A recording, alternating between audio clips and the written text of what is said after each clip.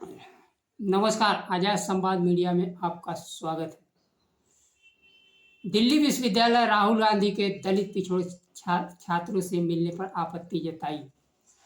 समय के साथ खबर पाने के लिए चैनल को सब्सक्राइब करें। नमस्कार, खबर विस्तार से। लोकसभा में विपक्ष राहुल गांधी की दलित आदिवासी पिछड़े छात्रों की मुलाकात दिल्ली विश्वविद्यालय के प्रशासन को आप खटक रहा है। बिना किसी सूचना के मिलने पर आपत्ति जताई और संस्थागत प्रोटोकॉल का उल्लंघन बताया और छात्र प्रशासन संचालन में व्यवधान बताया। लोकसभा में विपक्ष के नेता अनुसूचित जाति, अनुसूचित जनजाति, पिछड़ा वर्ग के छात्रों के साथ दिल्ली विश्वविद्यालय परिसर में बातचीत की थी, जिसमें प्रतिनिधित्व, समानता, शैक्षणिक न्याय के मुद्दे पर चर्चा की गई थी। यह सब दिल्ली विश्वविद्यालय के छात्र संघ अध्यक्ष के कार्यालय पर आयोजित किया गया था। विश्वविद्यालय ने राहुल गांधी के दौरे की निंदा की है और कहा कि उन्हें उम्मीद है कि ऐसा दोबारा नहीं होगा। यहाँ दिल्ली विश्वविद्यालय प्रोटोकॉल की बात कर रहा है। अभी देश के मुख्य न्यायाधीश को महाराष्ट्र के दौरे पर प्रोटोकॉल उपलब्ध नहीं कराया गया क्योंकि वह दलित पिछड़े वर्ग से आते हैं। अच्छा होता विश्वविद्यालय प्रशासन प्रोटोकॉल को लेकर संगोष्ठी आयोजित करता कि प्रोटोकॉल की जरूरत क्या है और प्रोटोकॉल क्यों नहीं बंद कर दिया जाना चाहिए। प्रोटोकॉल की क्या जरूरत है जिस देश में 80 करोड़ लोगों को सरकार भोजन उपलब्ध कराती हो। ऐसे देश में असल दिक्कत यहाँ है कि लोकसभा में विपक्ष के नेता राहुल गांधी दलित, आदिवासी, ओबीसी छात्रों से संवाद कर रहे हैं और शैक्षणिक समानता, प्रतिनिधित्व पर बातचीत कर रहे हैं।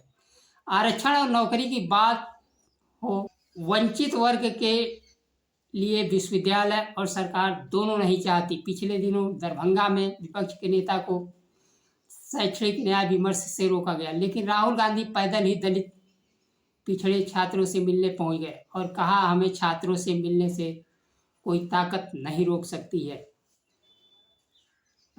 राहुल गांधी आज देश के ऐसे नेता के रूप में अपनी पहचान बनाई है। जहां भी दर्द हो वहां पहुंच जाते हैं, चाहे मणिपुर हो, जम्मू कश्मीर हो, हाथरस हो, पहलगाम के शहीदों के घर जाना हो, उनसे मिलना हो, दुख दर्द बांटना हो। राहुल गांधी आज देश के ऐसे नेता के रूप में पहचान बना ली है जिसको कि सरकार रोकना चाहती है। जो जमीन से जुड़ा हुआ नेता है वह सभी का दुख दर्द जानता और समझता है। राहुल गांधी ने कहा था कि हम चाहकर भी आज बेरोजगारों को नौकरी नहीं दे सकते क्योंकि सरकार ऐसी स्थिति उत्पन्न कर दी है देश में। बिहार में जिस प्रकार से दरभंगा में राहुल गांधी को रोका गया, बिहार के मुख्यमंत्री छात्र आंदोलन से निकले हुए नेता हैं, छात्रों के क्रांति के महत्व को समझते हैं। पूरा जेपी आंदोलन छात्रों के भागीदारी पर चला था और देश में सत्ता परिवर्तन हुआ था। विश्वविद्यालय प्रशासन राहुल गांधी के दलित, आदिवासी और पिछड़े वर्ग के छात्रों के साथ परिचर्चा की निंदा करता और भविष्य में ऐसा नहीं होगा इसकी उम्मीद करता है। वंचित वर्ग के छात्रों पर मिलने से कौन लोग पाबंदी लगा रहे हैं? यह वही लोग हैं जो वो दलितों, पिछड़ों में बांटना नहीं चाहते हैं, आरक्षण विरोधी हैं, देश के समानता विरोधी हैं और शोषण के परिचायक हैं। राहुल गांधी को दुनिया के प्रतिष्ठित विश्वविद्यालय अपने छात्रों के ज्ञानवर्धन के लिए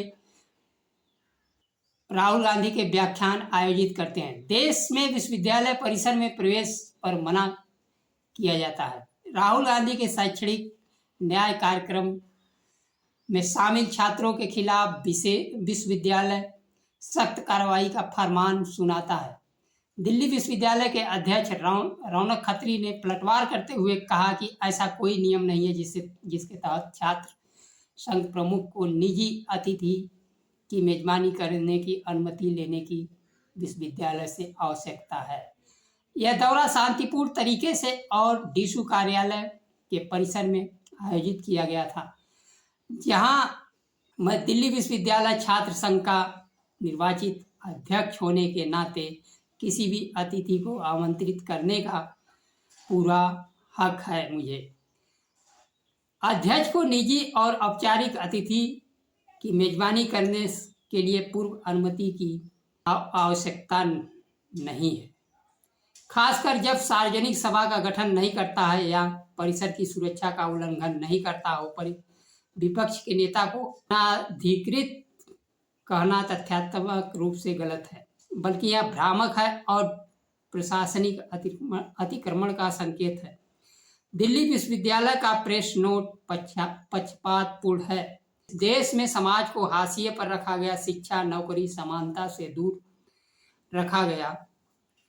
आज विश्वविद्यालय कैसे चाहेगा कि कोई दलित, पिछड़े, आदिवासी की आवाज उठाए और उन्हें देश के मुख्य धारा समानता में लाने की बात करता हो। सरकार और संस्थान की तरफ से प्रतिबंध लगाया जाता है, FIR किया जाता है। आज के लिए बस इतना ही। नमस्कार। जय संविधान।